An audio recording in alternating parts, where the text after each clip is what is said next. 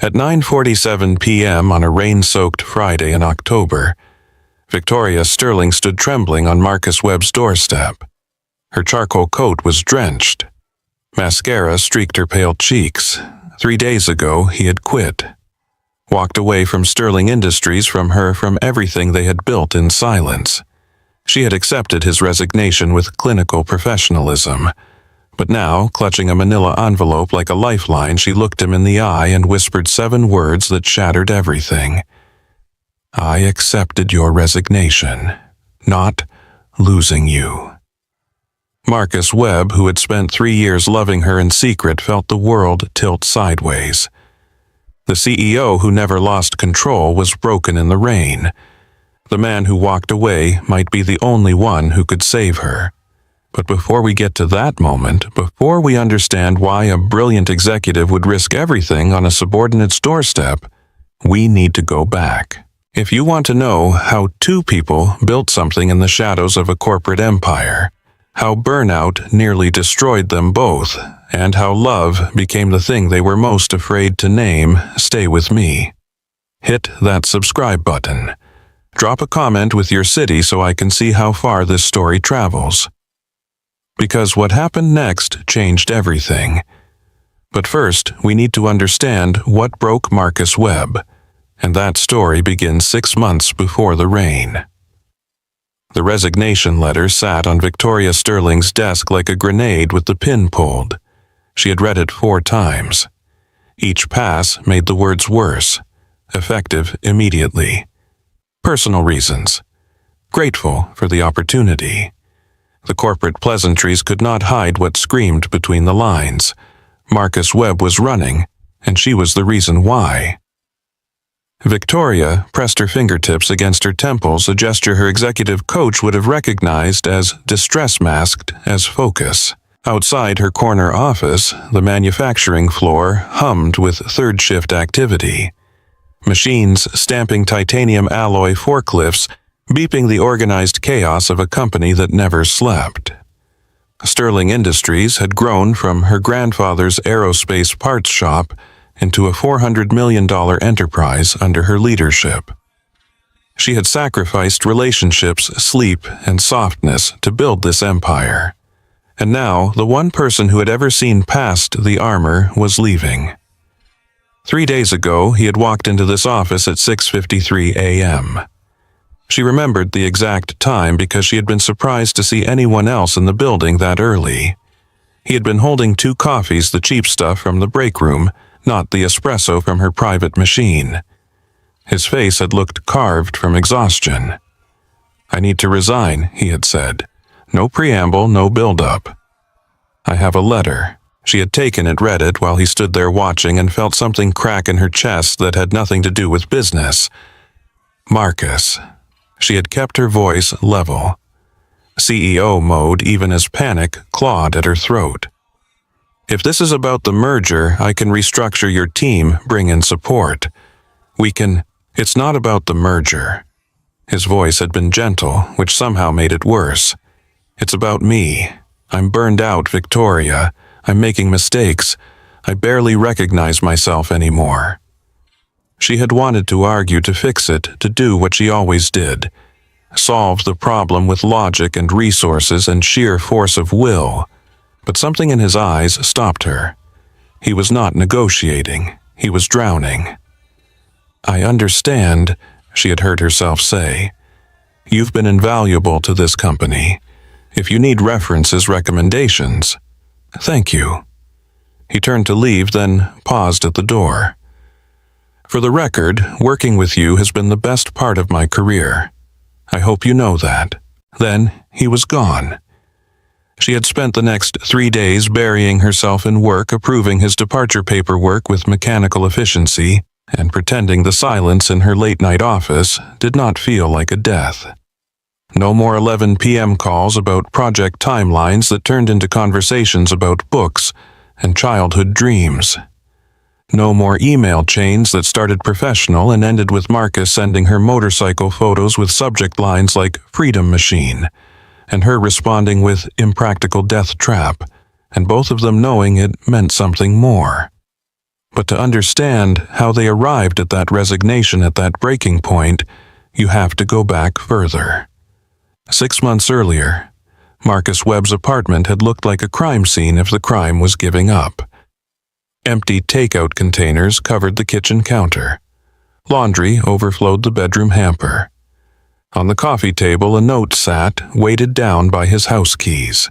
The keys his girlfriend of 4 years had left behind when she walked out. "I can't do this anymore. You're married to your job. I'm done being the mistress. Don't call me." No signature, no forwarding address. Just keys and a truth that cut deeper because he could not even argue with it. Marcus read the note for the 10th time, then let it fall back to the table. Outside his window, Seattle hummed with Friday night energy. People laughing, living, connecting. He felt separated from all of it by glass and exhaustion and the spreadsheet he had been staring at for 3 hours without processing a single number. His phone buzzed. Victoria Sterling's name lit up the screen. He almost did not answer. It was 11:47 p.m. Any work call this late meant crisis, and he did not have crisis left in him tonight. But Victoria did not call unless it mattered, so he picked up. "Marcus?" Her voice was crisp, alert, probably caffeinated. "I need the Q3 projections revised. Legal found issues with the language around the Redmond contract. I'll have it to you by Monday," he said automatically. Silence, then something that sounded almost uncertain. "Are you okay?" The question landed wrong. Too personal, too perceptive. Victoria Sterling did not do personal. She did quarterly targets and operational efficiency and strategic pivots. She had built Sterling Industries from her grandfather's legacy into an industry leader by being smarter and tougher and more ruthless than everyone around her. She did not ask employees if they were okay. "Long week," Marcus managed. More silence.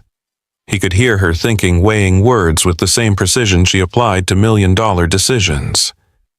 "The projections can wait until Tuesday," she said, finally. "Take the weekend. Actually take it. Don't work." Marcus blinked at his dark reflection in the window. "You never tell people not to work." "I'm telling you now." Her tone shifted something almost soft underneath the executive polish. "You've been running flat out for months. The integration prep is killing everyone, but you've been carrying more than your share. Take 2 days, sleep, eat something that didn't come from a plastic container. Come back Tuesday." He should have said thank you and hung up. Instead, he heard himself say, "My girlfriend left me." The words hung in the silence like smoke. Marcus could not believe he had said them out loud, especially to her. Victoria Sterling, who was so far above his pay grade she might as well exist in a different atmosphere. Victoria, who he had been half in love with since his first week at the company, when she demolished a vendor's predatory contract in a conference room and he had realized he was watching a master at work. "I'm sorry," she said quietly. She paused. "I'm sorry. It's fine. It was coming." He rubbed his face, suddenly exhausted beyond measure. She was right anyway. I put the job first. I always put the job first. "Marcus, I should go. I'll get you those projections Tuesday." He hung up before she could respond, then immediately felt like an idiot. You did not trauma dump on the CEO. You did not hang up on her mid-sentence. You definitely did not confess personal failures while she was calling about work. His phone buzzed 30 seconds later. A text from Victoria. "For what it's worth, anyone who gives you an ultimatum between them and your career doesn't deserve you. Take the weekend. That's an order." Then, 10 seconds later, "Also, you didn't let me finish. Legal can wait until Wednesday. Tuesday is too soon." Marcus stared at the messages, something warm and dangerous unfurling in his chest. He typed and deleted 3 responses before settling on, "Thank you." Her reply came immediately, "Don't thank me. Just rest."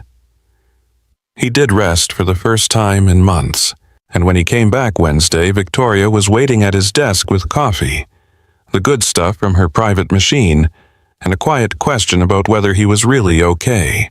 They ended up talking for 20 minutes about nothing related to work. Her grandfather's original machine shop, his college years as a philosophy major who accidentally fell into operations management, the weather books they had read.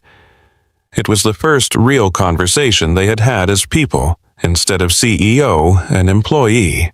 It would not be the last. Over the next 4 months, the late-night work calls transformed into something neither of them named. It started innocently enough.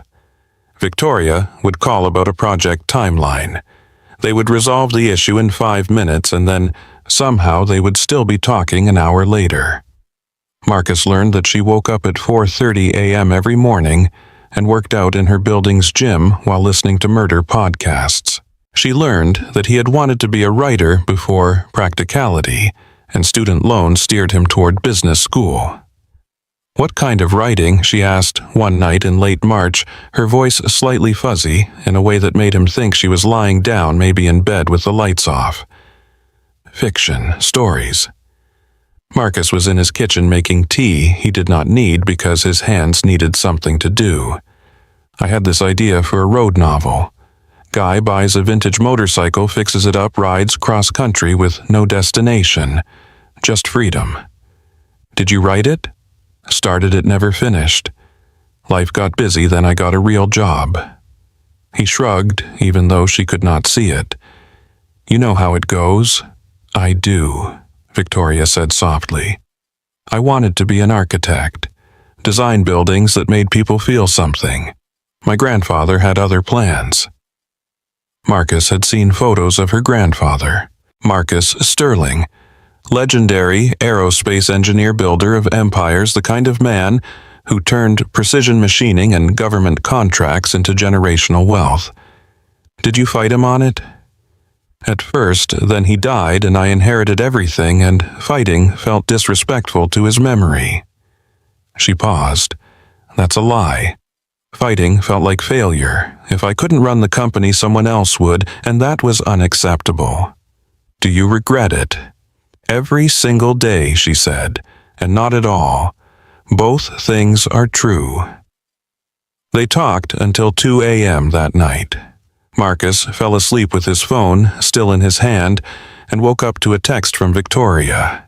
"Thank you for listening. I don't usually talk about that." He responded, "Thank you for trusting me with it."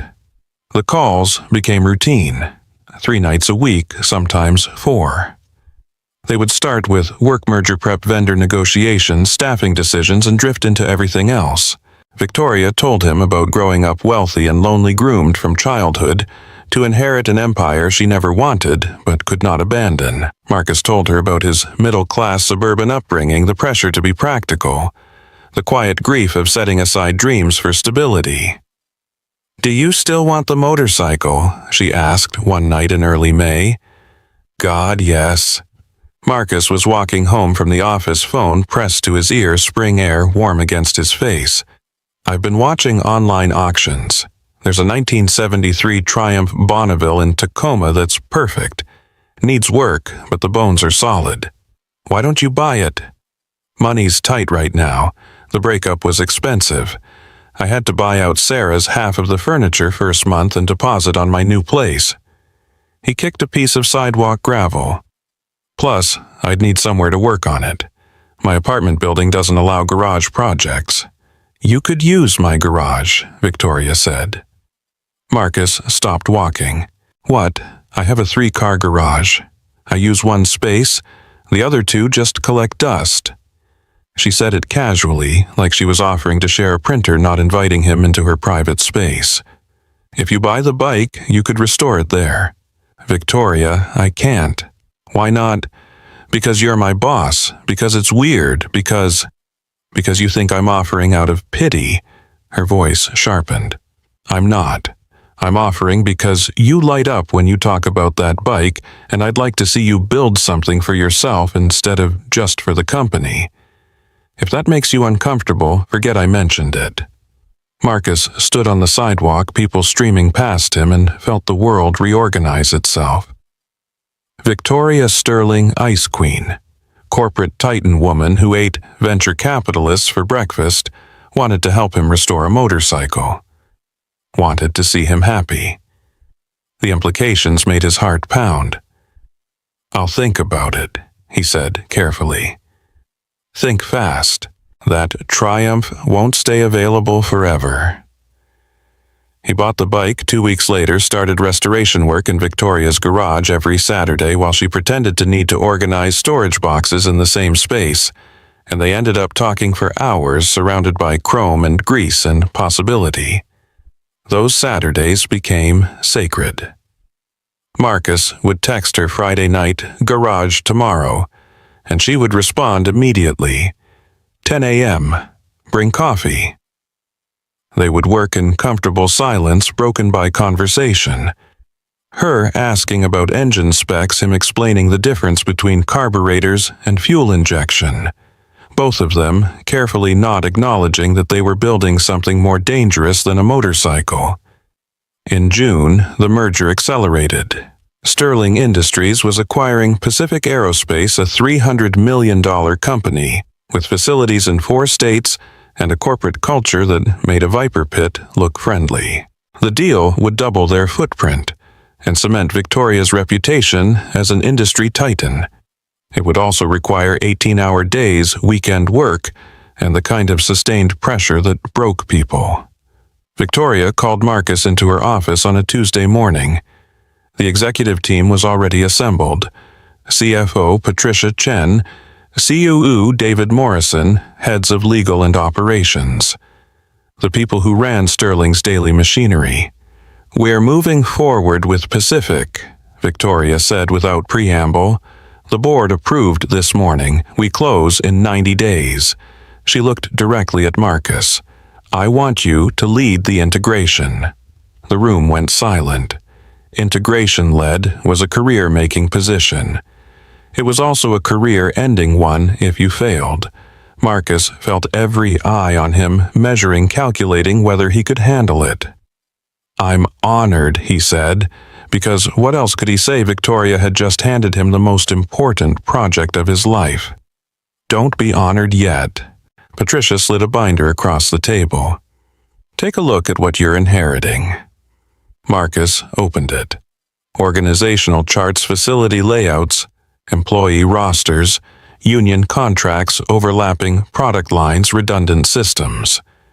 It was a nightmare of complexity that would require surgical precision to integrate without destroying value. "Pacific's CEO is Roger Dalton," David added. "He's fighting this acquisition every step. Expect resistance at every level." "We have 90 days to close and 6 months to integrate," Victoria said. "After that, the board expects to see synergies. Real ones, not PowerPoint promises." She stood signaling the meeting's end. "Marcus, stay behind." The executives filed out. Victoria closed the door. "I need you to understand what I'm asking," she said quietly. "This will consume your life for the next 6 months. 18-hour days minimum. Weekend work. Constant crisis management. I can handle it. I know you can. That's why I chose you." She moved to the window, looking out at the manufacturing floor below. "But I also need you to tell me if it becomes too much. If you start drowning, I need to know before you go under." Marcus thought about the late-night calls, the Saturday mornings in her garage, the way she had told him to rest after his breakup. Victoria Sterling caring about his well-being felt like standing too close to the sun. Warm and terrifying in equal measure. "I'll tell you," he lied.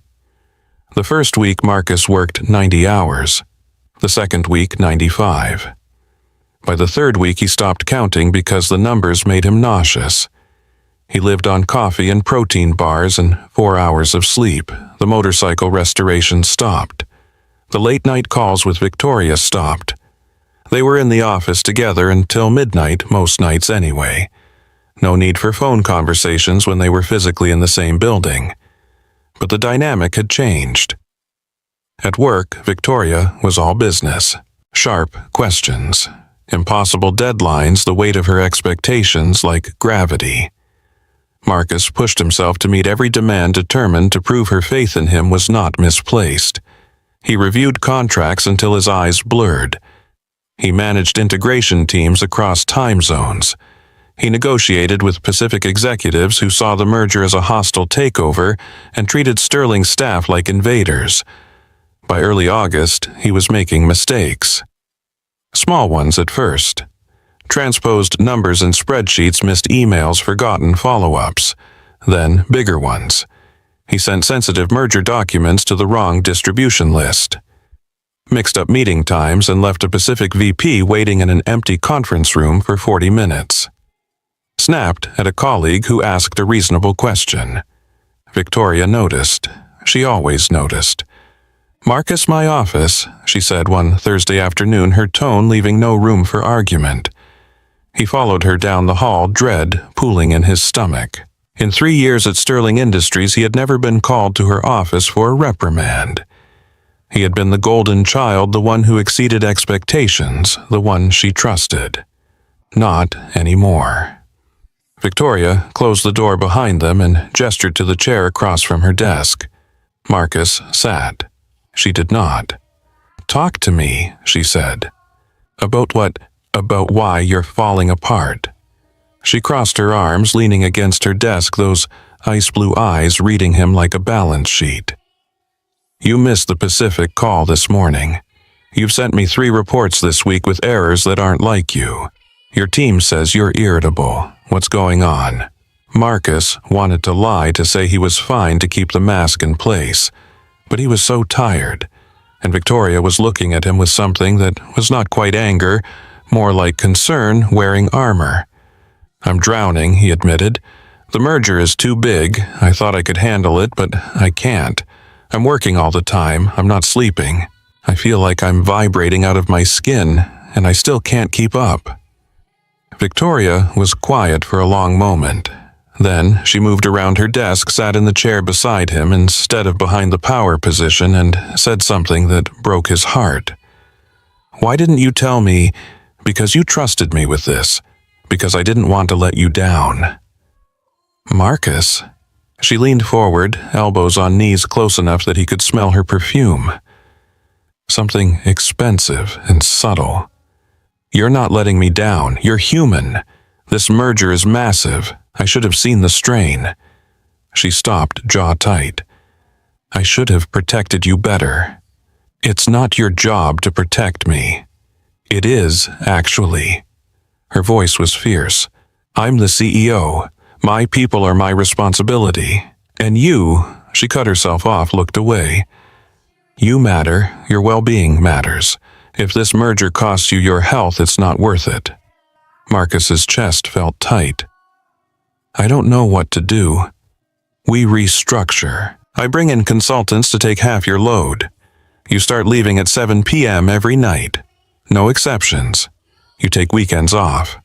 Victoria, the timeline stretches. I'll handle the board." She met his eyes. "I need you functional more than I need you fast. Can you accept that?" He wanted to. He wanted to believe restructuring would fix it, that working less would restore him, that he could find his way back to the person he had been before the merger devoured him. But somewhere deep in his bones, Marcus knew the truth. The problem was not just the hours. It was the disappearance of himself. The way work had consumed everything. His writing, his motorcycle, his late-night conversations with Victoria that made him feel seen. He had become a function instead of a person valuable only for productivity. And he was terrified that if he stopped producing, he would stop existing. "I'll try," he said. Victoria restructured his workload that week. She brought in 2 consultants who took over Pacific facility integration. She implemented a 7 p.m. hard stop for Marcus's team. She checked in daily to make sure he was actually leaving. It helped for about 10 days. Then Pacific's CEO threatened to walk from the merger over intellectual property disputes. and Marcus spent 72 hours straight negotiating with lawyers and finance teams and executives who saw him as an obstacle instead of an ally. He did not sleep. He barely ate. He lived on adrenaline and spite, and the knowledge that if this deal fell through, Victoria's reputation would take the hit. When the crisis resolved, IP disputes settled merger back on track, Marcus went home at 3 a.m. on a Wednesday. He collapsed on his couch and stared at the ceiling until dawn. His hands shook. His chest ached. He felt like static, like a radio stuck between stations, noise without signal. At 6 a.m., he opened his laptop and started writing. Dear Victoria, I am resigning, effective immediately. This isn't about the merger, the company, or your leadership. It's about me saving my own life before there's nothing left to save. Thank you for everything. You've been the best boss I've ever had, and working with you has been the privilege of my career. I'm sorry I can't see the merger through. I'm sorry I'm not strong enough. But I have to leave before I disappear completely. Marcus. He read it once. He made himself not edit or second guess, and he sent it before courage could fail. Then he closed his laptop, lay down on his couch, and fell asleep for 14 hours straight. When he woke up, his phone had 6 missed calls from Victoria and a text that said only, "Please come to the office. We need to talk." Marcus did not go. He could not face her. Could not withstand the disappointment or the logic, or the inevitable conversation where she tried to fix what was unfixable. Instead, he texted back, "I meant what I wrote. I'm done. I'm sorry." She did not respond. The next day, HR called to confirm his resignation and discuss final paycheck logistics.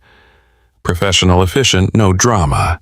Marcus signed the separation paperwork electronically, returned his laptop and badge to the office mailroom when he knew Victoria would be in meetings, and spent his first Thursday as an unemployed person cleaning his apartment with manic energy. He scrubbed counters, organized closets, threw out the takeout containers that had accumulated like evidence of failure. He tried not to think about Victoria's face when she read his resignation, or the late-night conversations they would never have again, or the motorcycle still sitting in her garage half restored and abandoned. By Friday evening, the apartment was spotless, and Marcus felt hollowed out, scraped clean of everything but exhaustion. He ordered pizza, actual food, not protein bars. He was halfway through his second slice when someone knocked on his door. He was not expecting visitors. His friends had long since stopped inviting him places. His family lived 3 states away. For a confused moment, Marcus wondered if he had ordered something online and forgotten. He opened the door. Victoria Sterling stood in his hallway, soaked to the skin. It was pouring outside, one of those sudden autumn storms that turned Seattle's streets into rivers, and she looked like she had walked through all of it. Her charcoal coat dripped water onto his doormat. Her hair, usually pinned in perfect executive style, hung loose and wet around her face. Mascara tracked down her cheeks in dark rivulets. She was holding a manila envelope against her chest like a shield. They stared at each other. Marcus's mind went blank, then overloaded. Victoria was here at his apartment, drenched and shaking and looking at him like he was the answer to a question she was terrified to ask. "I'm sorry," she said, voice raw. "I know you wanted space. I know showing up here is inappropriate and probably crosses 10 HR boundaries, but Her breath hitched. She stepped closer. Water dripped from her coat onto his floor. "I accepted you quitting. I understood it. I even agreed with it. You needed to leave, and I should have seen that months ago." She stepped closer still. "But I can't accept losing you completely. I can't accept the idea that we just stop, that you disappear from my life and I pretend those late-night conversations didn't matter, that the garage Saturdays were just about a motorcycle, that I don't—" She stopped, swallowed hard, held out the envelope with trembling hands. "I created a position. It's all in here. job description, salary, benefits. Director of Employee Wellness and Organizational Health. It's remote, flexible hours, leading a company-wide initiative to prevent exactly what happened to you from happening to anyone else. It's real work, important work, and I think you'd be incredible at it. Marcus took the envelope on autopilot, too stunned to process. But that's not why I'm here, Victoria continued, and now her voice was shaking too. I'm here because I've spent 3 days pretending I'm fine, telling myself that losing you is just business, that I can move on like I move on from everything. She looked at him, and Marcus saw something he had never seen before. Victoria Sterling, terrified and unguarded and completely human. And I can't. The rain hammered against the windows behind her. Somewhere in the building a door slammed. A siren wailed in the distance.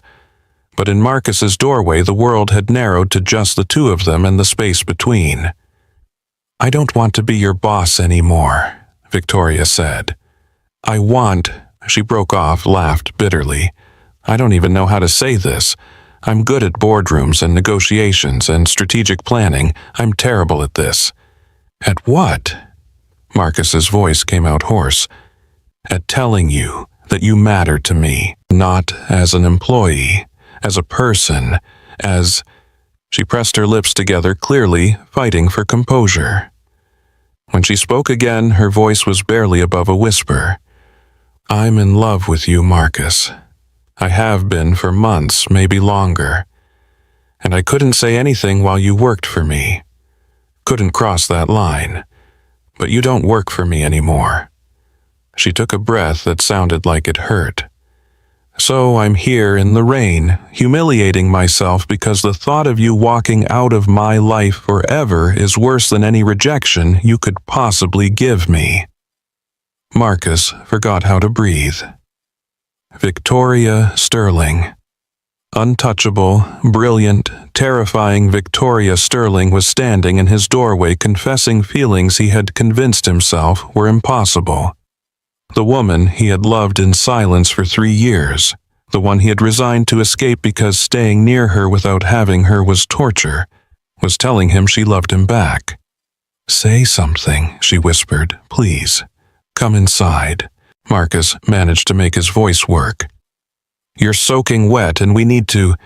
just come inside. She hesitated like she might bolt, like she had used up all her courage getting to his door and had none left for stepping through it. Then she moved across the threshold into his small, messy, painfully normal apartment. Marcus closed the door behind her, sealing them in together, and felt the foundation of his entire world shift. His apartment had never felt smaller. The walls seemed to close in as Victoria stood dripping on his worn carpet, the manila envelope clutched between them like evidence of something neither could take back. Outside, rain hammered against the windows in sheets, turning the city lights into watercolor blurs. Inside, the silence stretched so tight Marcus thought it might snap. I should get you a towel, he said, because his brain had apparently decided that domestic logistics were easier than processing the fact that Victoria Sterling had just told him she was in love with him. Marcus? Her voice was quiet but firm. I didn't come here for a towel. I know, He ran his hand through his hair, suddenly aware of how he must look. Rumpled t-shirt, old jeans, 2 days of stubble, the walking embodiment of unemployment. Meanwhile, she stood there in her executive coat and tailored slacks, even soaked to the bone, still radiating a competence he had lost weeks ago. I need a second to catch up. You just said, I'm in love with you. She said it again, clearer this time, like repetition would make it more real. I know the timing is terrible. I know I should have waited, should have given you space to recover before dumping this on you. But I spent 3 days trying to be professional about your resignation, trying to accept it gracefully. She looked down at the envelope still in her hands. And all I could think about was that I'd never get another late-night call. Never see you in the garage on Saturday mornings, never... Her breath caught. When she spoke again, her voice was smaller. I've never done this before. Showed up at someone's door, said these things out loud. I don't know the rules. Something in Marcus's chest cracked open. All his life he had seen Victoria as untouchable, a woman who commanded rooms and closed deals and moved through the world with absolute certainty. But standing in his apartment with mascara-stained cheeks and trembling hands, she was not a CEO. She was just a person taking a terrifying risk, just like he had when he sent that resignation letter. There aren't rules, Marcus said softly. Or if there are, we've already broken most of them. Victoria's eyes snapped to his searching. What does that mean? It means I've been in love with you since my first month at Sterling Industries. The confession spilled out before courage could fail. It means every late-night call felt like stealing something I wasn't allowed to have. It means I spent Saturday mornings in your garage pretending I was working on a motorcycle when really I was just desperate to be near you. Her sharp intake of breath was audible even over the rain.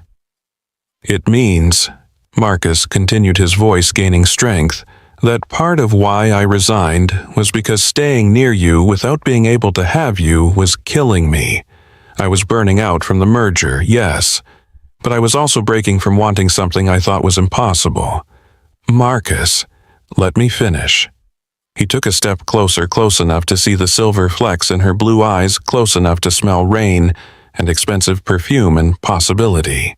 You showing up here tonight, telling me how you feel, it's the most terrifying and exhilarating thing that's ever happened to me. But I need you to understand something. Victoria's fingers tightened on the envelope. What? I meant what I wrote in that resignation letter. I was disappearing. The merger was consuming me, and I couldn't see a way out except to leave completely. He gestured around his small apartment, the second-hand couch, the motorcycle magazines on the coffee table, the life he was trying to rebuild. I'm not the same person I was when I started at your company. I'm not sure who I am right now, and I can't— His throat tightened.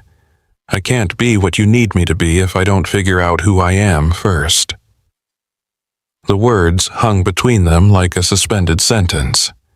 Marcus watched Victoria process them, saw the flicker of pain cross her face before she locked it down with practiced control. I'm not asking you to be anything except yourself, she said quietly. That's the point. The person you think you need to be the one who works 90-hour weeks and sacrifices everything for the job, that's not who I fell in love with. Then who did you fall in love with? The man who lights up talking about vintage motorcycles and road trips he's never taken. The one who sends me book recommendations at midnight and argues about character motivation like it matters. The person who listened when I told you about wanting to be an architect, who didn't judge me for inheriting an empire I never wanted. She took a shaky breath. I fell in love with Marcus Webb, the human being, not Marcus Webb, the employee, and I'm standing here because I don't want to lose the human being. Marcus felt something loosen in his chest, a knot he had been carrying for months without naming. I don't want to lose you either, but I'm terrified. Of what? Of this being another thing I fail at, of not being enough. He stopped, forced himself to say the hardest part. Of you realizing I'm not worth the risk. Victoria set the envelope down on the small table by his door with deliberate care, like she was making a decision. Then she closed the distance between them until they were barely a foot apart, her rain-soaked presence filling his senses. Listen to me very carefully, she said, and her voice carried that boardroom steel he knew so well, turned toward protecting instead of commanding. You are not a failure. You recognized that you were drowning, and you made the hardest choice possible. You saved yourself. That's not weakness. That's survival. It doesn't feel like survival. Because you've spent your whole life being told that quitting means failure. She reached up, hesitated for half a second, then gently touched his face. Her fingers were cold from the rain, but her touch burned. I'm telling you, it means wisdom. You quit a situation that was destroying you. That takes more courage than staying. Marcus's eyes stung. He had spent 3 days feeling like a coward, like he had abandoned ship when the company needed him most, like he had let Victoria down in the worst possible way. But she was looking at him like he had done something brave instead of broken. I missed you, he admitted, his voice rough. The second I sent that resignation, I missed you, not the job, you. I missed you too. Her thumb brushed his cheekbone, a gesture so tender it made his breath catch. Those 3 days were the longest of my life. I kept reaching for my phone to call you, then remembering you were gone. I'd see something I wanted to tell you about and realize I couldn't anymore. She paused. I went to the garage on Saturday, out of habit, and your motorcycle was just sitting there half-finished, and She broke off, blinking rapidly. You what? Marcus prompted gently. I sat on the floor next to it and cried. The admission came out like a confession. Which is insane because I don't cry. I haven't cried in years. But I looked at that triumph and thought about all the Saturdays we'd spent there talking and laughing and building something together, and the idea that those were over broke something in me. Marcus moved on instinct, pulling her close, wrapping his arms around her rain-soaked shoulders. She stiffened for half a second. Victoria Sterling did not do vulnerability, did not accept comfort. Then she melted into him with a sound that might have been relief or surrender, or both. They stood like that for a long moment, breathing together, rain drumming overhead. Marcus could feel her heart pounding against his chest, could feel her trembling slightly, could feel the careful control she had maintained for years finally cracking apart. I don't know how to do this, she whispered against his shoulder. Relationship feelings, any of it. I've spent my entire adult life focused on the company. I've had dates, flings, things that looked like relationships from the outside but never meant anything. And now I'm here in your apartment telling you things I've never told anyone, and I'm terrified I'm doing it all wrong. Marcus pulled back just enough to see her face. You showed up in the rain to tell me you love me. That's pretty much perfect. A ghost of a smile touched her lips. Is it? Yeah. He smiled back, feeling lighter than he had in months. Though next time, maybe check the weather forecast first. Next time. She tested the words like they held weight. Does that mean... It means I love you too? Marcus said it clearly, no hesitation, letting the truth fill the space between them. It means I want to try this, whatever this is, but I need you to understand that I'm not ready to jump back into work, not yet, maybe not for a while. Victoria nodded slowly. The position I created, it's real, and the offer stands. But there's no timeline. Take a month, 2 months, however long you need, or don't take it at all. She gestured between them. This isn't contingent on employment. You created a whole position for me.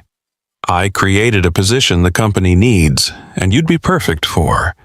But if you never step foot in Sterling Industries again, I still want this. I still want you. Marcus studied her face, looking for doubt or obligation, or the careful diplomacy she deployed in boardrooms. He found none of it. Just Victoria, stripped of armor, offering him something precious and terrifying. I need time, he said carefully, to figure out who I am outside of work. To rest, to finish that motorcycle, and maybe actually take the trip I've been dreaming about for years. Can you give me that yes? No hesitation, no negotiation. Take whatever time you need. And I need us to start this right. Not as boss and employee, not as CEO and wellness director or whatever the position is. Just as two people figuring out if this works.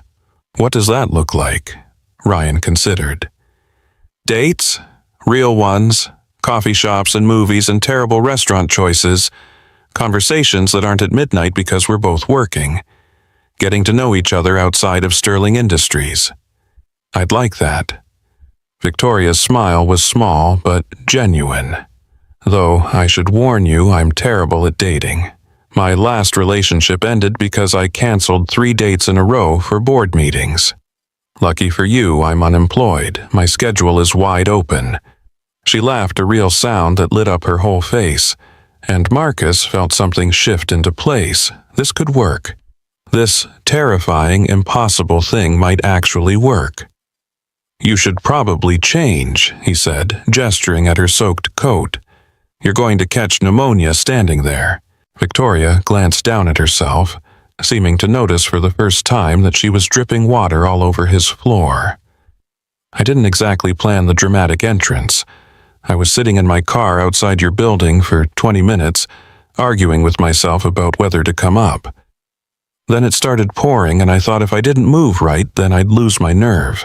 I'm glad you didn't lose your nerve. Marcus moved toward his bedroom. Wait here, I'll get you something dry. He rummaged through his dresser, emerging with an old college sweatshirt and sweatpants that would be too big on her, but at least were clean. When he returned to the living room, Victoria had removed her coat and was standing by his bookshelf, studying his collection with the same intensity she probably brought to contract negotiations. You have 3 copies of Zen and the Art of Motorcycle Maintenance, she observed. Different editions. The 1974 original, the 25th anniversary, and the recent one with the afterword. He handed her the dry clothes. Bathrooms down the hall. She took them, fingers brushing his, then paused. Marcus, thank you. For dry clothes, for not slamming the door in my face, for listening, for... She struggled for words. For being kind even when I showed up unannounced and probably scared you half to death.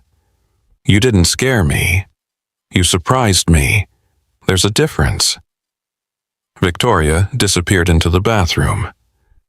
Marcus heard the door close, water running the small domestic sounds of her in his space.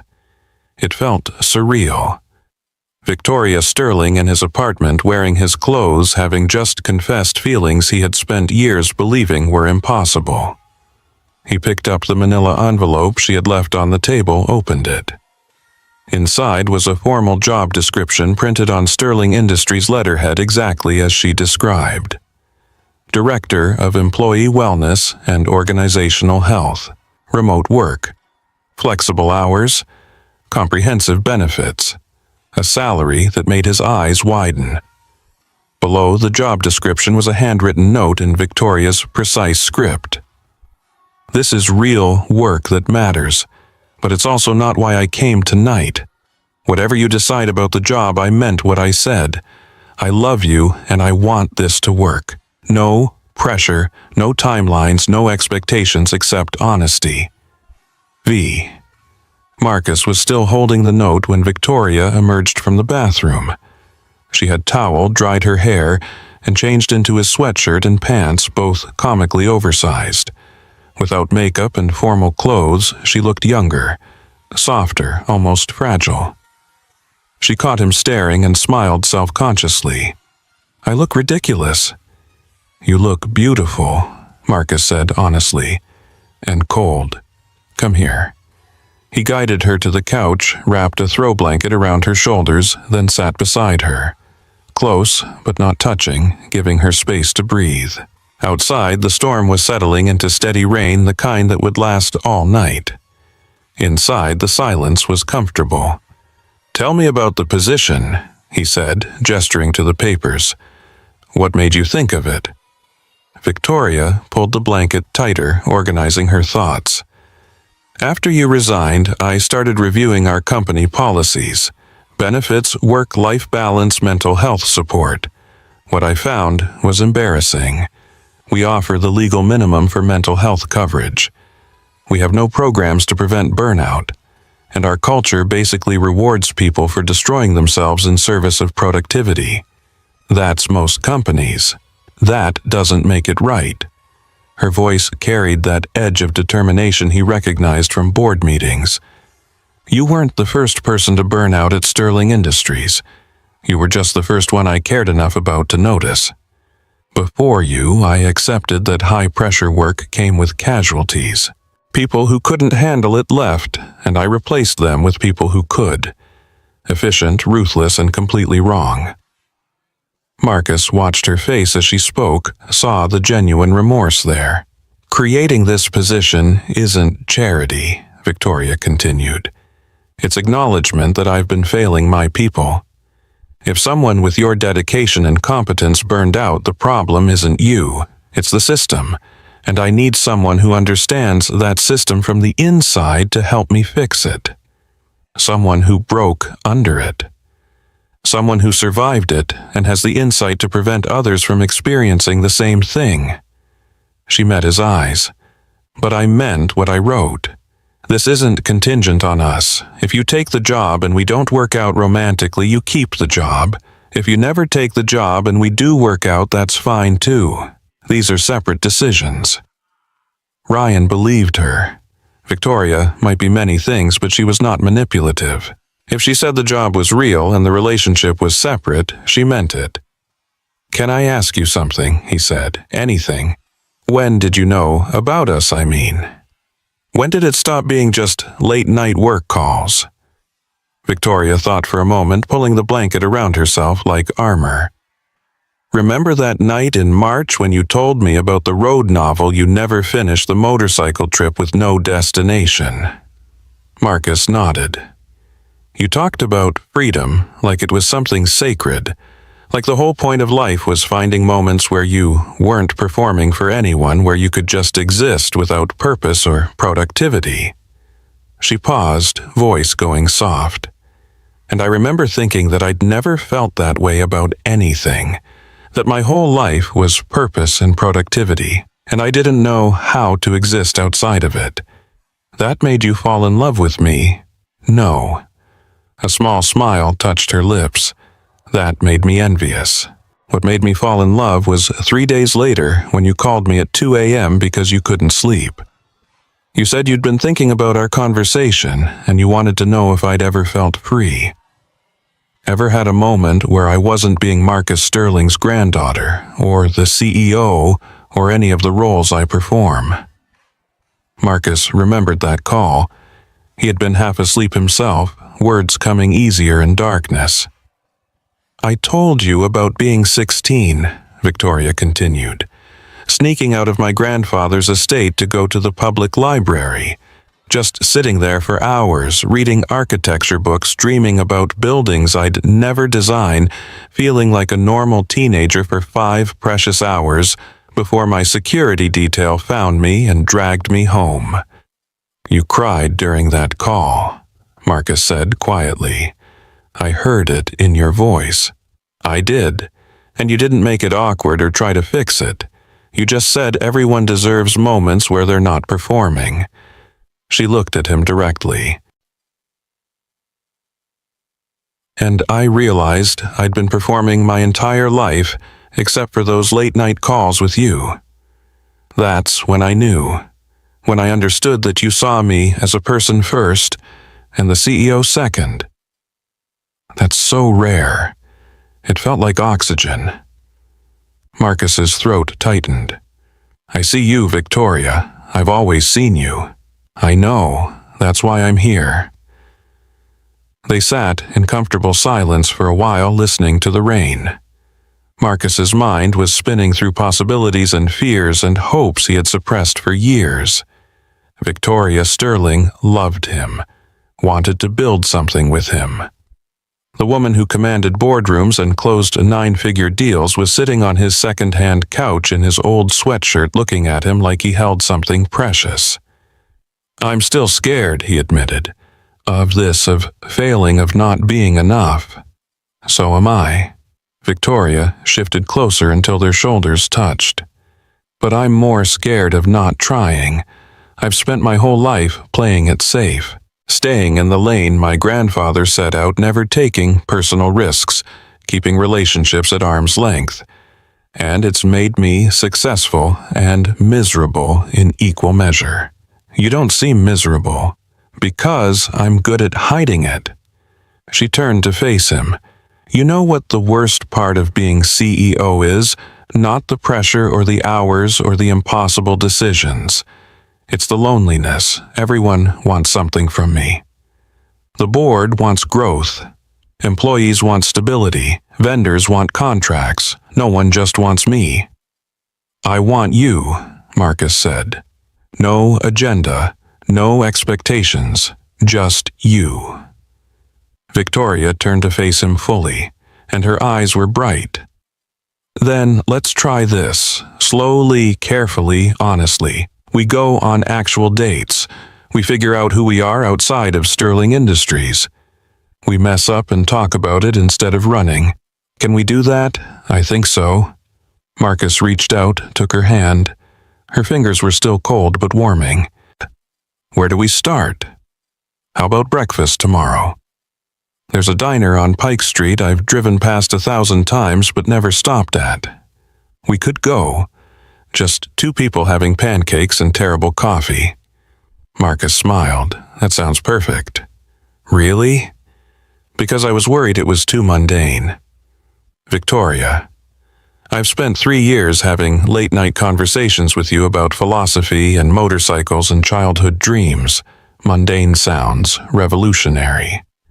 She laughed, that genuine sound he loved, and squeezed his hand. Breakfast at 9. I'll be there. You still up for it? You just got back from a trip. This is different. That was solo healing. This is us celebrating that we survived distance and came back stronger. Marcus pulled her closer until she was tucked against his side. I want to see you geek out over old buildings and drink overpriced coffee and wake up next to you in a place that isn't haunted by work stress. When you put it that way, she tilted her face up, kissed him softly. Thank you for coming home. Thank you for being home to come back to. They left for Pike Street Diner early Saturday morning. Victoria driving her BMW because Marcus's entire body was still sore from 5 days on the motorcycle. The drive took 40 minutes through Seattle traffic dressed in late autumn browns and grays, landscape beautiful in its starkness. They talked the whole way, easy conversation punctuated by comfortable silence, the kind of rhythm that only came from genuinely knowing someone. The diner was exactly as advertised. A hole in the wall wedged between a vintage bookstore and a coin laundry. Vinyl booths, linoleum floors, waitresses who called everyone honey, and the smell of bacon grease and burnt coffee. Perfect. Marcus arrived at 8:55, nervous as a teenager on a first date. Victoria walked in at 9:02, wearing jeans and a simple sweater instead of her usual tailored suits. No makeup except lip gloss, hair down instead of pinned up. She looked beautiful and terrified and completely human. Hi, she said, sliding into the booth across from him. Hi. Marcus could not stop smiling. You're late. I was sitting in my car again, panicking. She smiled back. Turns out showing up for a date is just as scary as showing up in the rain. But you did it anyway. I did it anyway. A waitress appeared with coffee, actually terrible as promised in menus. They ordered breakfast, made small talk about the weather, the diner's questionable decorating choices, anything except the weight of what they were attempting. But underneath the mundane conversation, something else was building. Ease, comfort, the beginning of something real. Can I tell you something? Victoria said as their food arrived. Pancakes for her and omelet for him. Always. I haven't been on a real date in 4 years. I'm completely out of practice. And Marcus reached across the table, took her hand. Lucky for you, I'm unemployed and rusty too. We can be disasters together. She laughed and the sound filled the diner like light. Deal. They ate breakfast and talked about everything except work. Books they had read, places they wanted to travel, childhood embarrassments, favorite films. Marcus learned that Victoria had wanted a dog her entire life, but never felt like she had time for one. Victoria learned that Marcus had a secret talent for baking bread, but had not made a loaf in years. small details, mundane facts, the building blocks of actually knowing someone outside of professional context. As they finished eating, Victoria's phone buzzed. She glanced at it reflexively, then deliberately turned it face down on the table. "Work?" Marcus asked. "Emergency board meeting. They want me there in an hour." She sighed. "Old habits. I should take it." "Should you?" Victoria looked at the phone, then at Ryan, then at the half-finished pancakes on her plate. He could see her calculating the cost of missing the meeting versus the cost of cutting this short. CEO obligations versus personal desires, the endless triage of importance she had performed her whole life. Then she picked up the phone and typed a quick message. Set it back down. "I told them I'm unavailable until this afternoon. They can handle it without me." Marcus felt his chest expand. Yeah. She met his eyes. "I meant what I said last night. I want to learn how to do this. Put personal life first. Trust other people to handle things. Stop acting like the company will collapse without me. So I'm starting now." "That's huge." "It's terrifying," she smiled. "But so is everything else about this, and I'm doing it anyway." They left the diner an hour later, standing on the sidewalk in weak autumn sunlight, neither quite ready to say goodbye. Marcus's hands were in his pockets to keep from reaching for her. Victoria was studying him with that analytical intensity he recognized from the office, like she was trying to memorize this moment. "What are you doing tomorrow?" she asked. "Nothing. Why?" "I thought maybe we could work on your motorcycle. In my garage, if you want." Marcus's heart kicked. "I'd love that." "Okay, 10 a.m. I'll bring coffee." Victoria smiled, stepped closer, and this time when she kissed him, it was not his cheek. It was soft and brief and tasted like maple syrup and possibility. When she pulled back, her eyes were bright. "See you tomorrow, Marcus." "See you tomorrow, Victoria." He watched her walk to her car, a sleek BMW that screamed executive success, and drive away. Then he stood on that sidewalk for 5 minutes, grinning like an idiot, feeling the first real joy he had experienced in months settling into his bones. This was the beginning. Messy and uncertain and terrifying and absolutely right. But 3 weeks later, they had their first real fight. The fight happened on a Wednesday evening, 2 weeks into whatever this was. Marcus had mentioned looking at job postings, just browsing to see what was available, and Victoria's face had gone carefully blank in that way he recognized as her shutting down. "You don't need to job hunt," she said. Her voice was controlled professional, CEO mode creeping in. "The position I created is still available." "I know, but I need to see what else is out there. Make sure I'm choosing your offer because I want it, not because it's convenient." "Convenient?" The word came out cold. "Is that what you think this is?" "No, I think you created a position you believe the company needs and I'd be good at. But I also think part of you created it to keep me close. And I need to know I'm not taking it just to be near you." Victoria stood abruptly pacing her living room with that caged energy he recognized from high-stress board meetings. "So my motives are suspect now. Your motives are complicated. So are mine. That's not an accusation, Victoria. It's just honesty." "Honesty?" She stopped pacing, turned to face him. "You want honesty, fine. Yes, I created that position partly to keep you close, because the thought of you taking some job across the country and me never seeing you again made me physically ill. Is that what you wanted to hear?" "Actually, yes." Marcus stayed seated, keeping his voice calm. "Because that's real. That's you admitting you want me around, which is different from hiding behind corporate justification." "I wasn't hiding." She stopped, caught herself, then laughed bitterly. "God, you're right. I was totally hiding, presenting it as pure business when really I was just terrified you'd leave." "I'm not leaving." but I need to make choices about my career that aren't primarily about us. Can you understand that?" Victoria stood at her window back to him, shoulders tight.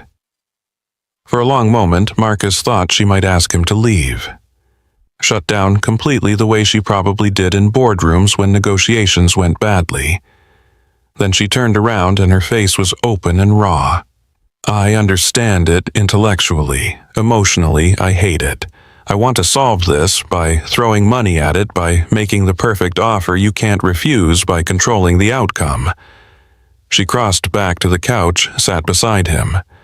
"But that's not fair to you, and it's not healthy for me. No, it's not." "So what do we do?" Marcus took her hand, felt it trembling slightly. "You let me job hunt without panicking. I promise to seriously consider your offer alongside everything else.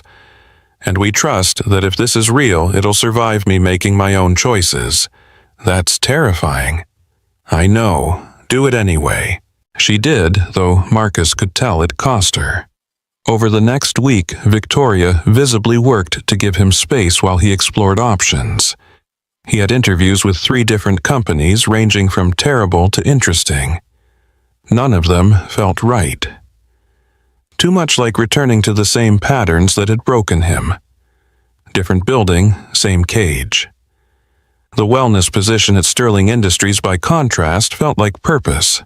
Creating programs to prevent burnout, restructuring policies to support mental health, building a culture where people could be human instead of just productive. It was real work that mattered, and Marcus found himself genuinely excited about the challenge. But he needed to be sure he was choosing it for the right reasons. "I want to take the position," he told Victoria over dinner at her place 3 weeks into their relationship. "But I need you to understand something first." She set down her fork, giving him complete attention.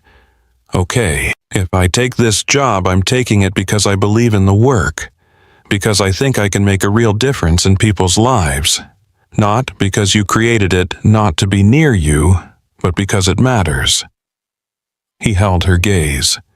"That means I'm going to push back on you when I think company policies are wrong. I'm going to challenge the culture you've built, even when it's uncomfortable. I'm going to be an employee who cares more about people than productivity, and that might put us in conflict." "I'm counting on it," Victoria said quietly. "The whole point of the position is to change things. If you just rubber stamp everything I do, you're not doing your job. Can you handle that? Me disagreeing with you at work? Honestly, I don't know. I've never had a personal relationship with an employee before. Never had to navigate that separation."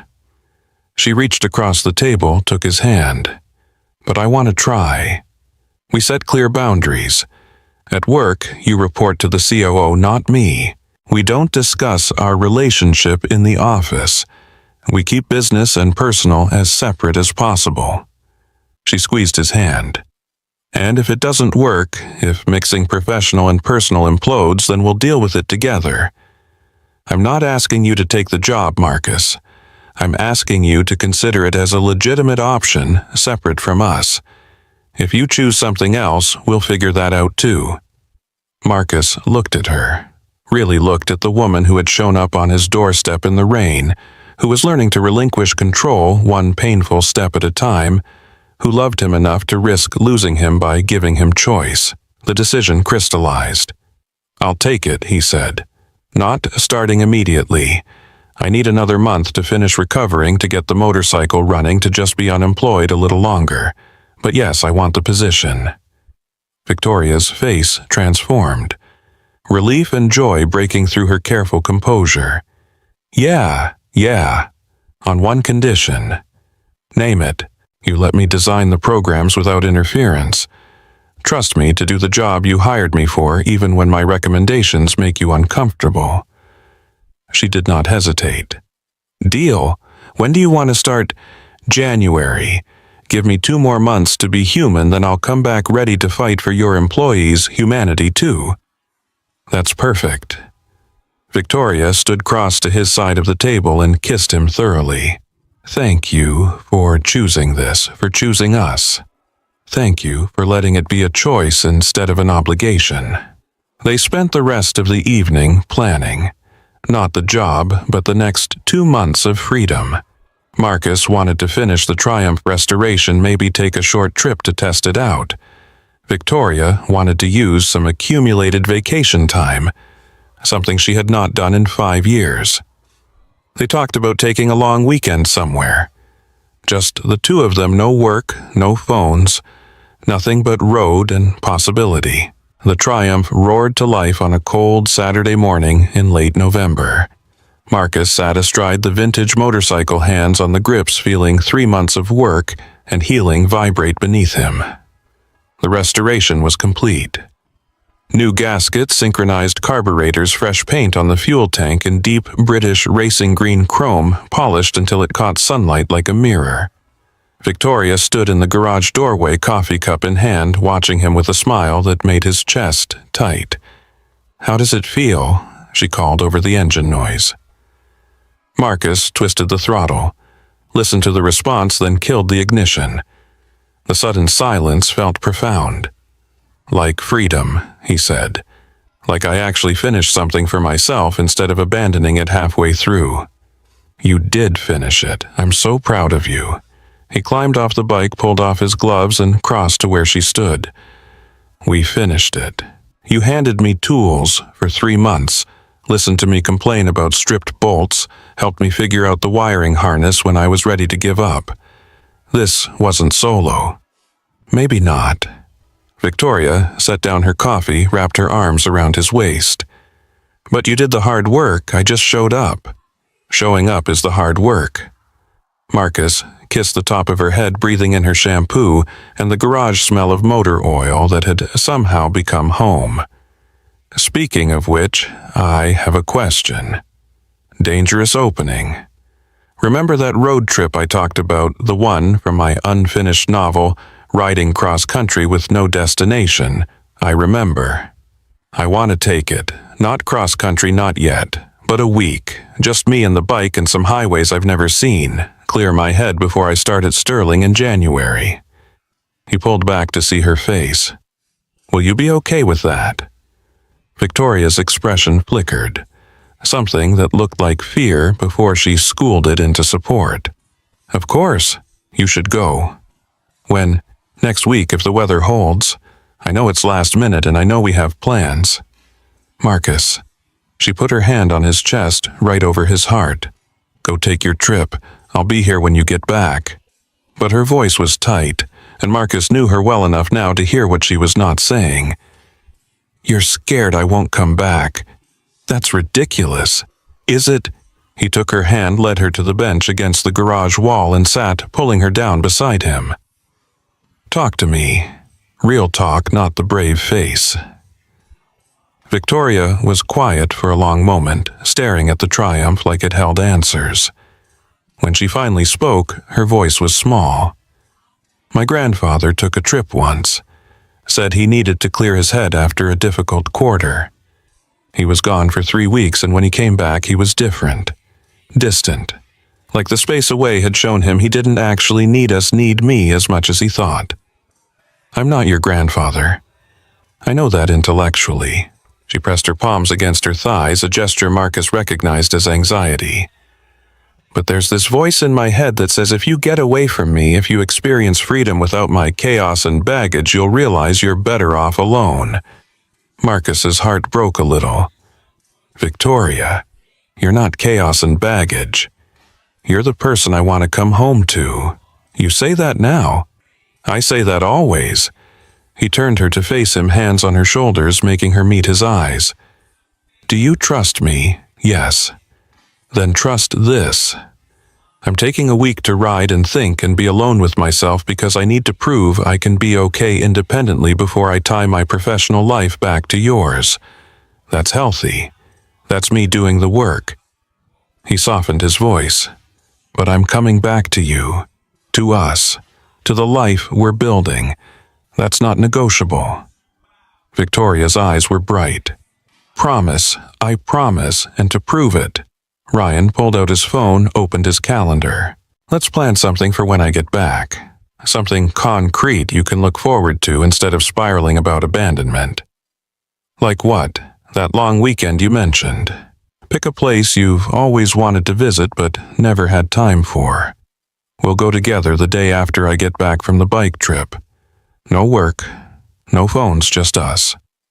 Victoria considered this, and Marcus could see her brain working, trying to find the flaw in the plan or the way it could go wrong.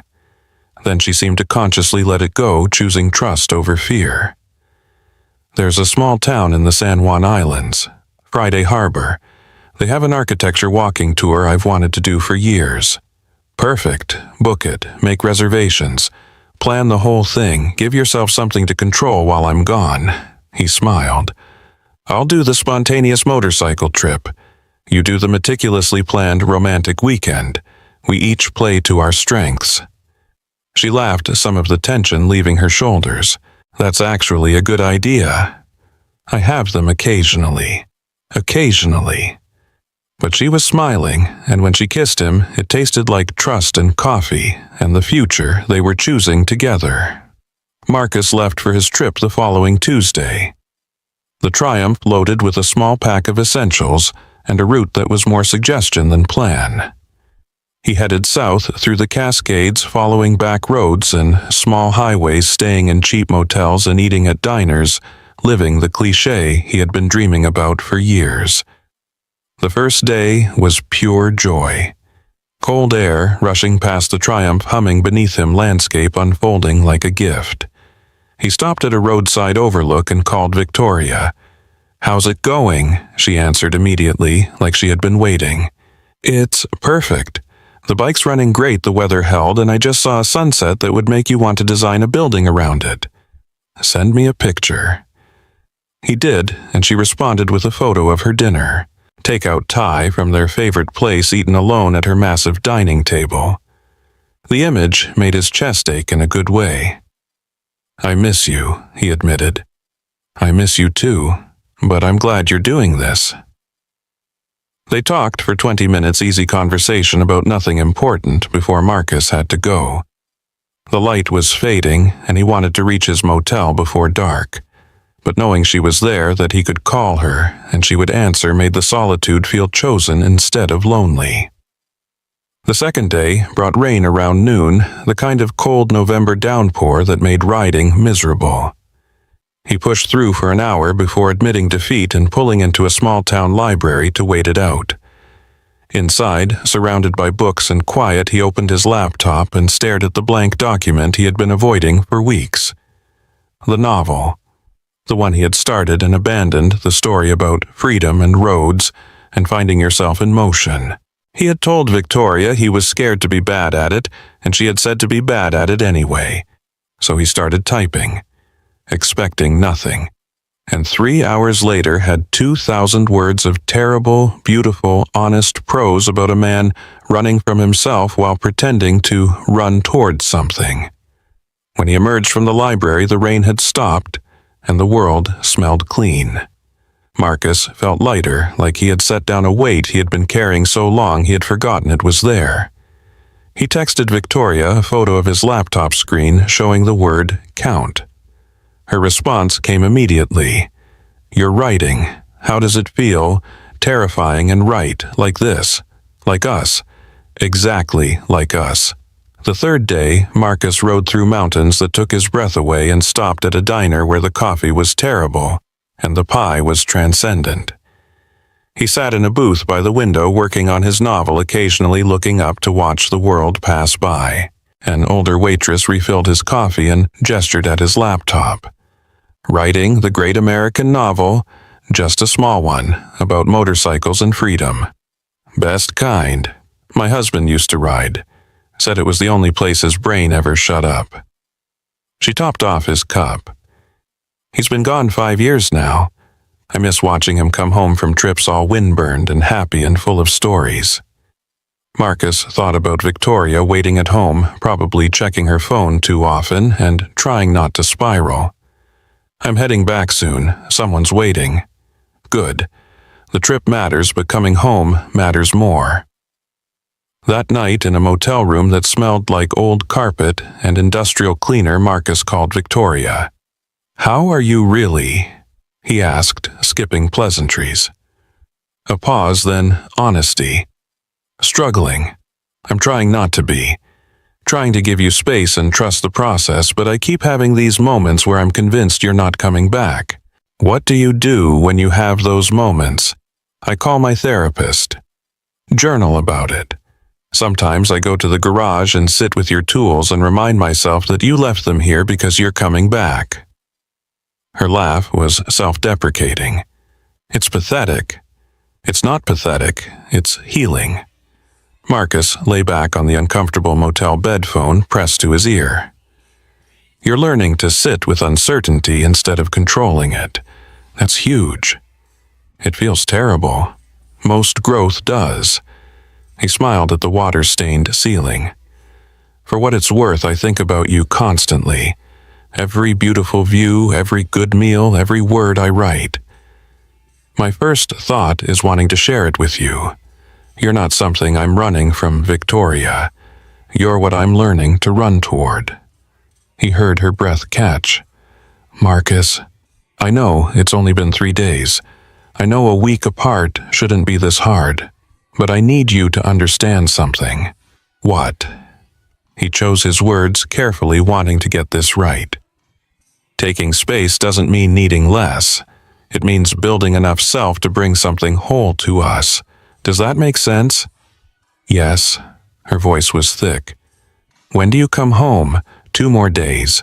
Then I'm all yours for a long weekend in Friday Harbor. I booked the cutest bed and breakfast. It's probably too romantic and definitely too expensive, but I don't care." "Perfect. Send me the details." She did, and they spent another hour on the phone while Marcus looked at photos of the place she had chosen. A restored Victorian farmhouse with water views and a hot tub and breakfast served by the fireplace. It was exactly the kind of place Victoria would pick, carefully researched and perfectly appointed. And Marcus loved that she was pouring her need for control into planning something for them instead of trying to control him. The 4th day brought mechanical trouble. The Triumph's clutch started slipping around noon, and Marcus limped into a small town with one motorcycle shop run by a grizzled mechanic who looked like he had been fixing bikes since before Marcus was born. "Clutch cables stretching," the mechanic said after a quick look. "I can adjust it, but you'll need a replacement soon. Can you do it now? Parts won't be here until tomorrow morning. You're welcome to wait in town, or I can ship it to wherever you're headed." Marcus considered. He could push on end the trip early, get home to Victoria tonight instead of Friday. But that felt like running.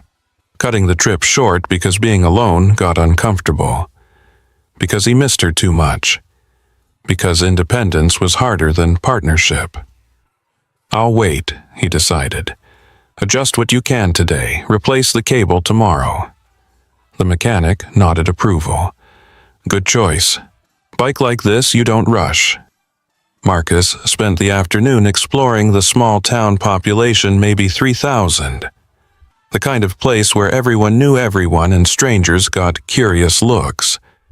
He found another diner, wrote another 2,000 words, and felt the story taking shape in ways that surprised him. The protagonist was not running from anything specific anymore. He was running toward himself, toward the person he had been before obligations and expectations had buried him. It felt autobiographical in ways that were uncomfortable and necessary. That evening, Marcus video called Victoria instead of just phoning. When her face appeared on screen, he felt his heart kick. "You look tired," he observed. "Brutal day. The Pacific integration is hitting snags and everyone wanted my input." She was clearly in her home office laptop open beside her, still in work clothes at 8 p.m. "I know I'm supposed to be delegating more, but crisis management is hard to hand off. Did you eat dinner?" She glanced away, guilty. "I had coffee." "Victoria." I know. I'll order something after we hang up." "Order it now. I'll wait." She sighed, but picked up her phone, ordered Thai delivery, then returned to the video call. Happy, getting there. Talk to me about the integration issues. They spent an hour discussing work, and Marcus found himself analyzing the problems with fresh perspective. Distance had given him clarity. He could see where Victoria was micromanaging where her team was capable, but not trusted where her need for control was creating bottlenecks instead of solving them. You need to let go, he said gently. Not because you can't handle it, but because handling everything yourself is unsustainable. I know that intellectually. Then know it practically. Tomorrow, identify 3 decisions you'd normally make and let someone else make them. Don't oversee. Don't double-check. Just trust. Victoria looked skeptical. What if they make the wrong choice? Then they learn from it, and the company doesn't collapse. And you get to practice believing that your value isn't just in being indispensable. She was quiet, processing. Then, you're going to be very annoying when you start as director of wellness, aren't you? Marcus grinned. Absolutely. I'm going to challenge every policy that prioritizes productivity over people starting with late-night emails and working dinners. I'm going to hate it. No, you're not. You're going to be relieved someone finally gave you permission to build something different. He softened his voice. That's why you created this position. Remember not to keep me close, but to change the culture that almost destroyed me. Both things can be true. They are both true, and I'm coming home ready to do the work. Victoria smiled, and it reached her eyes. I'm counting on it. How's the trip otherwise? He told her about the clutch cable, the small town, the writing he had been doing. She told him about booking their weekend, the architecture tour she had planned, the breakfast place near the bed and breakfast that supposedly had the best coffee in the Pacific Northwest. You've researched everything, haven't you? Marcus asked, amused. Of course. I don't do spontaneous, well, remember, I love that about you. I love that you're planning the perfect weekend while I'm wandering aimlessly. We balance each other. We do. She paused, then asked quietly, Are you glad you went on this trip? Yes. Not because I needed to get away from you, but because I needed to prove to myself that I could be alone and okay. That I have an identity outside of work and outside of us. He held her gaze through the screen. But Victoria, being alone and okay just makes me more certain about wanting to come home to you. The space isn't creating distance, it's creating clarity. Her eyes filled, and she blinked rapidly. I needed to hear that. I know, that's why I said it. They stayed on the video call until her food arrived, talking about nothing and everything comfortable in the silence when conversation lapsed. Finally, Victoria yawned, and Marcus laughed. Go to bed, eat your dinner, and sleep, and let the integration crisis wait until morning. Yes, boss. Not your sauce. Your partner reminding you that you're human. I like the sound of that, partner. She smiled. See you Friday. See you Friday. The 5th day, the Triumph was ready by 10 a.m., the new clutch cable installed and tested. Marcus paid the mechanic, thanked him for the work, and headed north toward home. He could have pushed straight through, made it back by evening. But instead, he took his time. Stopped at overlooks, took photos, wrote in coffee shops, savored the last day of solitude. Around 4 p.m., his phone rang. Not Victoria. His mother. A rare call that made him nervous. Hi, Mom. Marcus, honey, I've been trying to reach you all week. Your father and I were worried. Guilt stabbed through him. In all his focus on Victoria and the trip and his own healing, he had barely talked to his parents. I'm sorry, I've been on a motorcycle trip, getting some space. Space from what? Did something happen at work? He had never told them about the resignation, the burnout, any of it. They still thought he was working at Sterling Industries, grinding toward success they would understand. The truth felt like admitting failure. "I left my job," he said, "2 months ago. I was burning out and I needed to leave." Silence. Then his mother's careful voice, the one she used when she was trying not to judge. "You quit without another position lined up. I had to, for my health." "Marcus, that's—" She stopped, regrouped. "That's concerning. How are you paying rent? What's your plan?" "I'm starting a new job in January, Director of Employee Wellness at Sterling Industries.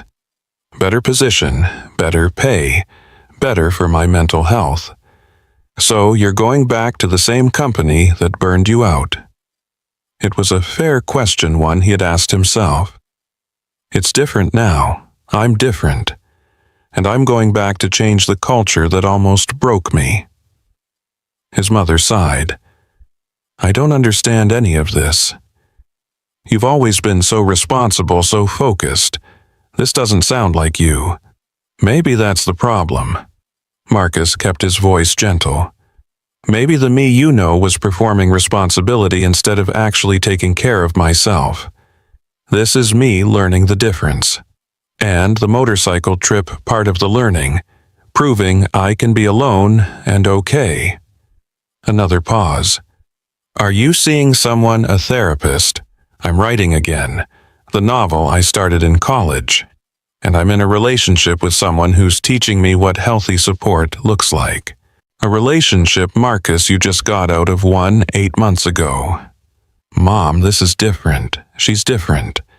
He found himself smiling, just talking about Victoria. "She's brilliant and driven and learning to be human alongside me. We're good for each other." His mother was quiet for a long moment. When she spoke again, her voice was softer. "You sound happy. Different, but happy." "I am. For the first time in years, I actually am." "Then I guess I'm happy for you, even if I don't completely understand." They talked for another 20 minutes, Marcus explaining his plans, his mother gradually warming to the idea that maybe her son's unconventional choices were actually working. When they hung up, Marcus felt lighter. Like he had set down another weight he had not realized he was carrying. The weight of his parents' expectations, their vision of success that had never quite fit. He made it home to his apartment by 7 p.m., the Triumph, purring into his parking space like it belonged there. His place looked the same. Small and slightly messy and completely his, but he felt different entering it. Stronger, clearer, more himself than he had been in years. Victoria texted before he could even get his helmet off. "You're home. Can I come over, or is that too eager?" Marcus smiled, typed back, "Come over. Bring wine. I missed you." She arrived 30 minutes later with a bottle of red and a smile that made his heart stutter. They stood in his doorway for a moment, just looking at each other before Marcus pulled her inside and kissed her properly. She tasted like hope and coming home and everything he had been riding toward. "How was it?" Victoria asked, when they finally broke apart, both breathing hard. "Perfect. Lonely. Necessary. All of the above." He led her to the couch, poured wine, and spent the next 2 hours telling her about the trip. The roads, and the writing, and the small towns, and the mechanical trouble. She listened with complete attention, asking questions, laughing at the right moments, looking at him like he had done something brave instead of just taken a week on a motorcycle. "Did you figure out what you needed to figure out?" she asked finally. "Yeah. I figured out that I can be alone without disappearing, that my identity exists outside of work and outside of us, and that's actually what makes me better at both." He took her hand. "I also figured out that independence isn't the opposite of partnership. It's the foundation of it." "I'm still learning that," Victoria said. "This week was hard. I wanted to call you 100 times. Wanted to track you down and make sure you were okay. Wanted to control your safety since I couldn't control your choice. But I didn't. I know. I'm proud of you." My therapist is proud of me too." She smiled, sitting with uncertainty as advanced level work apparently. "We're both doing advanced level work." "We are." She squeezed his hand. "And tomorrow we get to do the fun part. Friday Harbor. Architecture tours. That bed and breakfast I researched within an inch of its life." "You're still up for it. I just got back from a trip." "This is different. That was solo healing. This is us celebrating that we survived distance and came back stronger." Marcus pulled her closer until she was tucked against his side. "I want to see you geek out over old buildings and drink overpriced coffee, and wake up next to you in a place that isn't haunted by work stress." "When you put it that way," she tilted her face up, kissed him softly. "Thank you for coming home. Thank you for being home to come back to." September brought Victoria's 42nd birthday, and Marcus planned a surprise that required calling in favors and careful coordination. He contacted her therapist, her assistant, and her closest board member to clear her schedule for a long weekend, then drove her to a small town 4 hours north, where a renowned architect was teaching a weekend intensive workshop. "What is this?" Victoria asked, as they pulled up to the community college hosting the class. "Your birthday present, 3 days learning architecture from someone whose work you've admired for years. No phones, no work, just you exploring the thing you gave up for inheritance." Her eyes filled with tears. "Marcus, you've spent your whole life being what everyone else needed. This weekend be what you need. I'll be here when you're done." Victoria threw herself at him, kissing him hard enough to bruise, then pulled back with a smile that transformed her entire face. "Thank you for seeing me. For everything." Marcus spent the weekend writing in coffee shops while Victoria discovered that architectural passion did not die just because you suppressed it for decades. She came back each evening exhausted and exhilarated, showing him sketches and talking about design principles with the kind of joy he usually only saw when she forgot to be CEO. "I'm actually good at this," she said Sunday night, almost surprised. "Not just competent, but good, creative and innovative." "Of course you are. You're brilliant at everything you actually care about." "I forgot I could care about things outside of Sterling Industries." She looked at her sketches, then at Marcus. "I'm going to keep taking classes, not to become an architect professionally, but just to have something that's mine. Is that okay?" "It's more than okay. It's essential." October marked 1 year since Marcus had quit Sterling Industries. 1 year since the burnout that had forced him to choose himself over productivity. He was standing in his office, still small, but now decorated with employee thank you notes and photos from wellness events when Victoria appeared in his doorway. "Do you have a minute?" she asked, professional, even though they had woken up in her bed that morning. "For you, always." She closed the door, dropped the professional mask, and smiled. "I bought a house." "You what?" "Bought a house. Made an offer last week, closed yesterday. Didn't tell you because I wanted it to be a surprise." She pulled up photos on her phone. "It's smaller than my current place. Has a 2-car garage perfect for the Triumph and whatever project you decide to take on next, and there's a sunroom that would make a perfect architecture studio." Marcus looked through the photos. A craftsman bungalow with original hardwood and built-in bookshelves and windows that seemed to invite light. It was beautiful and human-scaled, and absolutely nothing like the Victorian mansion she had inherited. "It's perfect," he said honestly. "Move in with me." Victoria said it simply, no preamble. "I know we talked about someday, but I don't want to wait for someday. I want to wake up with you every morning and come home to you every night and build a life in a space we chose together." Marcus's throat tightened. "You sure?" "I've never been more sure of anything. You've taught me that choosing what you want instead of what's expected isn't selfish. It's survival. I want this. I want us. I want to stop living in separate places and start building a home together." He kissed her then, in his office in the middle of the workday, breaking their professional boundaries because some moments were more important than protocol. When they broke apart, both smiling, he said yes, absolutely yes. They moved in together in November, combining his second-hand furniture with her expensive pieces and creating something eclectic and comfortable in theirs. Marcus set up a writing desk in the sunroom alongside the drafting table Victoria had bought for her architecture work, and they spent evenings working in parallel. Him on his novel, her on design projects, comfortable in shared silence. December brought the company holiday party, the first one Marcus attended, as both Director of Wellness and Victoria's partner.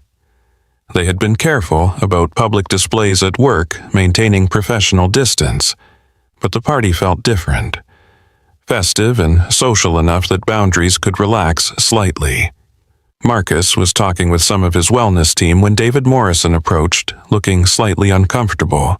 "Can I have a word?" the COO asked. They stepped aside. "I want to thank you," David said, "for everything you've done this year. The cultural transformation, the programs, the way you've pushed all of us to think differently about how we treat people. Just doing my job. It's more than that. You could have implemented surface-level changes and called it success. Instead, you fought for fundamental transformation even when it made you unpopular." David smiled. "The company is better because of you. We're all better because of you." The acknowledgement hit harder than Marcus expected. "Thank you, that means a lot. There's something else." David glanced around, then lowered his voice. "Victoria told the board she wants to transition out of CEO within 5 years. She's proposing a gradual succession plan where she moves to chairman and focuses on strategic oversight." Marcus kept his expression neutral, even though his heart was pounding. "I didn't know she'd formalize that." "She presented it last week. The board is supportive. She's built this company into something remarkable, and the fact that she's planning succession instead of clinging to power is actually increasing confidence in long-term stability." David met Marcus's eyes. "I wanted you to know because it's clear you're part of why she feels capable of making that choice. You've given her permission to be more than just CEO. She's given herself that permission. I just supported the decision. However it happened, it's good for her and good for the company, so thank you for that too." As David walked away, Marcus felt a wave of emotion he could not quite name. Pride in Victoria for choosing herself. Gratitude that their relationship had created space for both of them to transform. Hope for futures they were actively building instead of passively inheriting.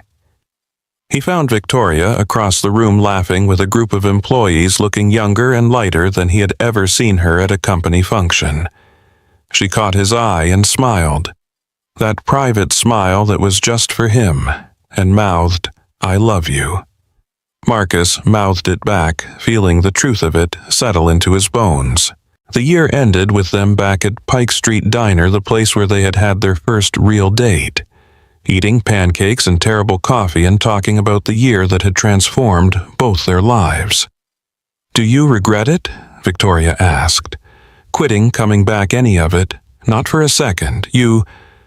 I regret that it took almost losing you to wake me up. But the outcome, no regrets at all." She reached across the table, took his hand. "You saved my life, you know. Not just by creating wellness programs, but by showing me that I could be more than what I'd inherited. That wanting something different wasn't betrayal. You saved mine too. By showing up in the rain when you could have just let me go. By fighting for us when it would have been easier to maintain professional distance." Marcus squeezed her hand. "We saved each other. I like that better. Mutual salvation." They finished breakfast and walked out into January cold, a new year stretching ahead full of possibility. Marcus's novel was nearly finished. Victoria's architecture portfolio was growing. The wellness programs at Sterling Industries were being studied by other companies as a model for cultural transformation. They were building lives that honored both their partnership and their individual dreams, proving that love did not require sacrifice when both people were committed to growth. "Where to next?" Victoria asked, as they stood on the sidewalk, breath fogging in cold air. "Home," Marcus said. "Our home." I like the sound of that. They drove back to the craftsman bungalow they had made theirs, walked through the door hand in hand, and settled into the life they had been brave enough to choose. The Triumph sat in the garage, ready for spring rides. The sunroom held their creative work, evidence of dreams they were actually pursuing. The bedroom they shared was warm and comfortable, and proof that intimacy could survive complexity when built on honesty. That night, curled together on the couch with a fire crackling and snow beginning to fall outside, Victoria said something that felt like an ending and a beginning all at once. "I used to think success meant never needing anyone, being so competent and complete that dependence was weakness." She turned to look at Marcus. "But you've taught me that real strength is being vulnerable enough to need someone and brave enough to let them need you back. That partnership isn't about completion. It's about two whole people choosing to build something together." Marcus kissed her forehead, held her close, and felt gratitude for every painful step that had brought them here. The burnout that forced him to quit. The rain-soaked confession on his doorstep. The motorcycle trips and therapy sessions and difficult conversations and boundary setting. All of it, every hard choice had been worth it. "I love you," he said, "and I'm proud of us for doing the work, for choosing growth, for building this. I love you too, and I'm proud of the life we're creating. One that honors work without being consumed by it, that makes space for dreams and rest and each other." They sat in comfortable silence, watching snow fall through the window, both thinking about futures they were no longer afraid to want. Victoria would gradually transition out of CEO, maybe become chairman, definitely keep taking architecture classes and designing buildings that would never be built but mattered anyway. Marcus would continue transforming company culture, finish his novel, take longer motorcycle trips, maybe start teaching other companies how to treat people humanely. But more than any individual achievement, they would keep choosing each other. Keep showing up through the complicated parts, and the beautiful parts, and the mundane everyday parts that actually made up a life. Keep being brave enough to want something real, instead of something perfect. Outside, snow continued falling, blanketing Seattle in white. Inside, Marcus and Victoria sat together in the home they had chosen, the life they had built, the love they had fought for. It was not the ending either of them had imagined when she showed up on his doorstep a year ago, drenched and desperate and terrified. It was better. It was real. It was theirs. And every day they chose it again. This story proves that sometimes the bravest thing you can do is quit. Walk away from what's destroying you. Show up in the rain for what matters.